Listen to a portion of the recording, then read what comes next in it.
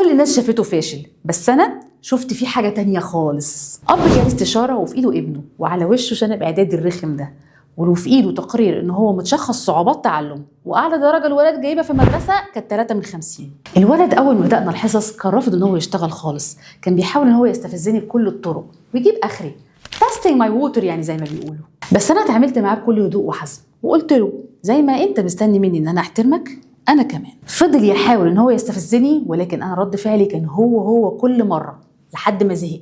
بعدين فكرت ان انا ادخل له بمدخل مختلف خالص عن الدراسه اللي هو بيكرهها، نتفرج على فيديوهات، نقرا عن شخصيات عامه، ونحلل صفات الشخصيات دي مع بعض. وهنا جت المفاجاه، الولد ذكي جدا، بيعرف يقرا بطلاقه كويس جدا، ويقدر يجيب في الامتحانات على الاقل 90%. المشكله مش في دماغه، المشكله في موقفه من اسرته. الولد لسان حاله بيقول انا غضبان، انا هسقط عشان اعاقبكم، عشان تحسوا بيا. ابنك ما عندوش صعوبات تعلم يا حاج، ابنك محتاج تصلحوا علاقتكم بيه. اعملوا فولو عشان مش هتصدقوا القصص اللي جايه كمان، واكتبوا لي في الكومنتات ايه اكتر مشاكل بتواجهكم في المذاكره مع ولادكم.